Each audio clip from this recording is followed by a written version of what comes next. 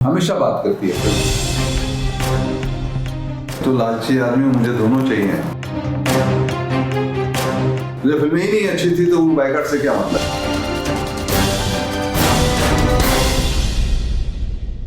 नमस्कार, आप देख रहे हैं हिंदुस्तान और मैं हूं अविनाश पाल। आज मेरे साथ एक ऐसी शख्सियत मौजूद हैं जिन्होंने सिनेमा की राजनीति में अपने सत्याग्रह के काम के दम पर एक ऐसी जीत हासिल की है।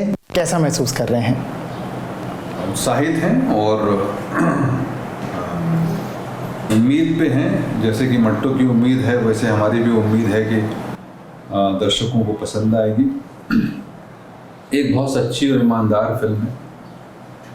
ये उन लोगों के बारे में है जो हर वक्त हमारे आसपास हैं लेकिन हम उनको देखते नहीं, जो हमारे घर बनाते हैं, हमारी सड़कें बनाते हैं, हमारे पुलिया, हमारे फ्लाईओवर और हमारे सारे कंस्ट्रक्शन और निर्माण के काम में लगे रहते हैं। जब से इस पात्र में जाने की कोशिश की तब से आनंदित हूँ और आज बड़ा अच्छा लग रहा है कि अब ये फिल्म सिनेमाघरों में आ रही है। ट्रेलर रिलीज हुआ है, काबिले तारीफ है, सबको पसंद आ रहा है, सोशल मीडिया पे अच्छा रिएक्शन मिल रहा है। एक सवाल जो बहुत लोगों के दिलो दिमाग में आ रहा है, नाम मट्टो नाम चुनने के पीछे क्या वजह रही? थोड़ा सा अनकॉमन नाम है, बहुत कॉमन नहीं है। वो ऐसे लोगों के नाम ही ऐसे होते हैं। तो जो ये पात्र है इसका नाम ही है मट्टो पाल नाम है इसका जी।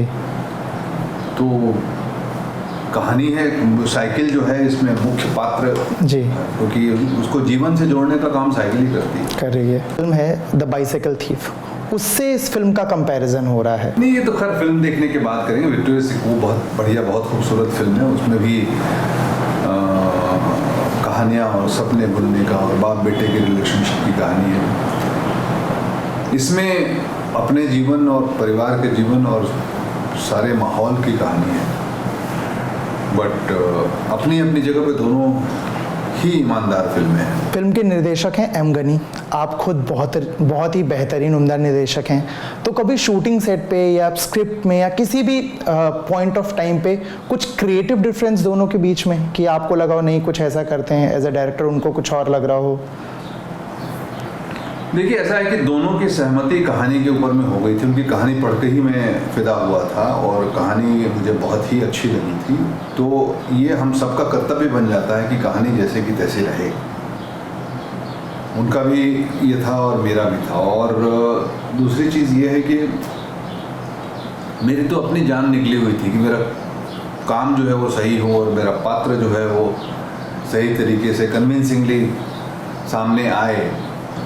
तो मैं कहाँ फिक्र कर रहा डायरेक्शन की। डायरेक्टर जब उसमें विश्वास कर लिया उसके विजन में तो फिर उसी के साथ चलना अच्छा है। कहीं पढ़ा था कि पहले इस फिल्म के लिए जो फर्स्ट चॉइस थे वो इरफान खान थे। इस बारे में कभी कोई बात हुई निर्देशक से या आप लोगों के बीच में कुछ और चर्चा? मेरी बात नहीं हुई थी इसके बारे में, लेकिन एक बार कभी ऐसे उन्होंने बताया था कि सोचा था उन्होंने उनके बारे में, क्यों उनके पास नहीं गए या क्या उनके पास उनसे बात हुई है मुझे पता नहीं है। लेकिन मेरी फिल्में उन्होंने देखी थी, उनको ऐसा विश्वास था कि चूँकि रेफरेंसेस मेरे पास हैं उस तरह के तो मैं इस पात्र को निभा पाऊँगा। हालांकि मैं खुद आश्चर्यचकित था थोड़ा जब उन्होंने प्रपोज किया था मुझे। तो उन्होंने प्लान पूरा बना के रखा था किस तरह से मुझे वो लेके जाएंगे मट्टो की ज़िंदगी में और मट्टो से मुलाकात मेरी कराएंगे। तो उस प्लान के हिसाब से मुझे आसानी हो गई। एक्टिंग या निर्देशन, दोनों में से आपको ज़्यादा मज़ा क्या देता है और क्या ज़्यादा चैलेंजिंग लगता है? मुझे तो और भी बहुत सारी चीज़ें हैं जो करनी है ज़िंदगी में जिससे मज़ा, जैसे हवाई जहाज़ उड़ा लूँ तो और मज़ा आ जाए। मुझे सब काम करने में मज़ा आता है। जो भी काम करता हूँ, चाहे कैमरा ऑपरेट करूँ, चाहे एक्टिंग करूँ, चाहे लिखूँ या फिल्में बनाऊँ या आपके साथ बात कर रहा हूँ, मुझे हर काम में मज़ा आता है। ठीक है, सिनेमा कहीं ना कहीं दो तरह से बढ़ता जा रहा है या फिर बटा हुआ है। एक, कुछ ऐसी फिल्में जो बॉक्स ऑफिस पे बहुत अच्छा प्रदर्शन करती हैं बट उनको रेयरली ही या फिर बहुत कम ऐसा होता है कि क्रिटिक्स भी बहुत पसंद करें। दूसरा वो जो क्रिटिकली एक्लेम्ड होती हैं लेकिन बॉक्स ऑफिस पे बहुत कम परफॉर्म कर पाती हैं। कुछ का मिक्सर भी होता है। आप अपनी फिल्मों को या अपनी काम को किस तरह से ज़्यादा पसंद करते हैं, कि वो बॉक्स ऑफिस पर बहुत अच्छा जाएं या फिर अवार्ड्स या क्रिटिकली ज़्यादा पसंद की जाएं? मैं तो लालची आदमी हूँ, मुझे दोनों चाहिए। मुझे ऑडियंस भी देखे वो भी चाहिए और मुझे क्रिटिक्स का भी चाहिए। मैं ऐसा क्यों एक को नकारूं? बट मन में एक होता है ना कि ये ऐसा बनाएंगे तो बॉक्स ऑफिस ज़्यादा मिल सकता है, कलेक्शन अच्छा हो सकता है। नहीं, वो एक बनाने की प्रक्रिया में हमेशा कम्युनिकेशन ये होना चाहिए कि आप जो फिल्म बना रहे हैं वो दर्शक के साथ, आम दर्शक के साथ कम्युनिकेट कर सके, जुड़ सके, उसको इंगेज कर सके, उसको एंटरटेन कर सके। ये तो हमेशा ही रहता है। कई बार हो जाता है, कई बार नहीं हो पाता है, लेकिन ये पक्का है कि चाहिए तो दोनों। ठीक है, आपने बहुत सारी बेहतरीन फिल्में हम लोगों को दी हैं। अगर मैं आपसे पूछूं कि आपकी कोई फिल्म का आप सीक्वल करना चाहोगे तो वो कौन सी होगी, और आपकी ही बनाई हुई फेवरेट फिल्म कौन सी है? नहीं, बहुत सारी फिल्में हैं और बहुत सारी फिल्मों के विषय की कहानी जो है और बाकी है।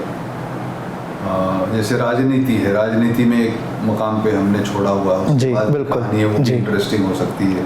सारी फिल्में ऐसी नहीं है और कोई जरूरी नहीं है कि सीक्वल ही बने जी। नई भी बहुत सारी बातें कहने को है तो नई बातें कहते हैं, उसमें काम करते रहते हैं। मैं एक बार फिल्म बना देता हूँ और वो फिल्म बन के तैयार हो जाती है तो वो अपने आप में उसकी कहीं उसका अस्तित्व जो है वो अपने आप में पूरा रहता है और वो बात करती है। वो आए तो सामने ना आए तो उसके बारे में जब भी लोग बात करते हैं तो वैसे ही होता है जैसे किसी व्यक्ति के बारे में बात कर रहे हो, किसी जगह के बारे में बात कर रहे हो, किसी मनोभावना के बारे में बात कर रहे हो, तो बात होती है। फिल्म हमेशा बात करती है। बिल्कुल, जैसे अभी थोड़ी देर पहले अंदर राजनीति की बात चल रही थी, फिल्म हमेशा बात करती है फिल्म। तो वही उसकी खूबी है, वही उसकी खासियत है। बॉलीवुड और बॉलीवुड मूवीज़ को भी बहुत ज़्यादा बॉयकॉट किया जा रहा है, जो रिलीज़ होने वाली हैं उनकी भी, और कहीं ना कहीं इनके फिल्मों के कलेक्शन पे भी इनका असर दिखा है। तो ये जो बॉयकॉट ट्रेंड चल रहा है इसको आप कैसे देखते हैं, क्या वजह है या ये? नहीं, देखिए ऐसा है कि हमेशा जब भी सामाजिक कोई बात होगी तो कुछ लोगों को अच्छी लगी, कुछ लोगों को नहीं लगी। आज चूंकि सोशल मीडिया सामने अवेलेबल है इसलिए जो मुखर होते हैं उनकी बात सामने आ जाती है, लेकिन ये कोई नई बात नहीं है। और फिल्म अगर अच्छी बनाएंगे आप, ईमानदार बनाएंगे आप, तो वो सबसे पहले बात होगी। हम बहुत विश्वस्त रूप से भी कह भी नहीं सकते कि बायकॉट करने का क्या असर हो सकता है, क्योंकि जिस फिल्म के बारे में बायकॉट करने की बात हुई वो फिल्में भी अच्छी नहीं थी जी। जब फिल्में ही नहीं अच्छी थी तो वो बायकॉट से क्या मतलब है? तो अभी जैसे रिसेंट में जो चाहे वो लाल सिंह चड्ढा हो गई या रक्षाबंधन हो गई, ये बॉयकॉट हुई है जिनका असर कलेक्शन पे भी दिखा है। मैं कह रहा हूँ कि ऐसे 5 आदमी ऐसे ला करके सामने खड़े किए जिन्होंने देख करके कहा हो, फिल्म देख कर कहा हो कि ये कमाल की फिल्म है। ठीक अगर लगान बायकॉट हुई होती, दंगल बायकॉट हुई होती या 3 इडियट्स बायकॉट हुई होती तो बात कह सकते थे। मतलब कहीं ना कहीं अगर कंटेंट अच्छा है तो बॉयकॉट ट्रेंड का कोई फर्क नहीं पड़ेगा। नहीं, शायद हो सकता है, लेकिन इसको आंकने के लिए ऐसा होना चाहिए। ये कमाल की फिल्म बनी है और इस पर बायकॉट का जो है वो असर पड़ा है। हाँ। अब जब वो तालमेल जब दोनों का होगा तो पता चलेगा, तब विश्वस्त रूप से कहा जा सकेगा। आज हम कैसे कहें? बिल्कुल ठीक है। मट्टो की साइकिल तो रिलीज के बेहद करीब है, हम सब काफ़ी एक्साइटेड हैं। इसके अलावा आपके और कौन से प्रोजेक्ट्स हैं जहाँ पे हम आपको एज एन एक्टर या एज ए डायरेक्टर देख पाएंगे? एज एन एक्टर आप देखेंगे, वो अभी फिल्म उसकी लिखाई वगैरह चल रही है, उसकी तैयारी हो रही है, नाम अभी नहीं बताना चाहूँगा। एज डायरेक्टर जो है वो हमारी 2 वेब सीरीज अभी आने वाली हैं, जिनके ऊपर शूट वगैरह शुरू होने वाला है। एक लाल बत्ती है और एक हाफ लायन है नरसिम्हा राव जी की जीवनी पर, और फीचर फिल्में भी हैं।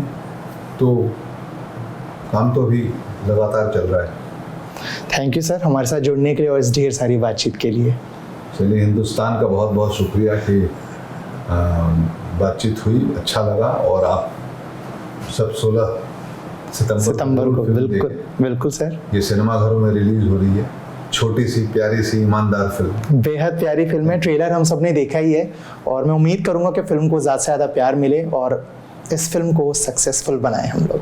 तो फिलहाल इस इंटरव्यू में इतना ही। देश विदेश और मनोरंजन जगत की तमाम खबरों के लिए जुड़े रहे हिंदुस्तान के साथ। नमस्कार। हमेशा बात करती है फिल्म, तो लालची आदमी मुझे दोनों चाहिए। मुझे फिल्में ही नहीं अच्छी थी तो बाइकआउट से क्या मतलब।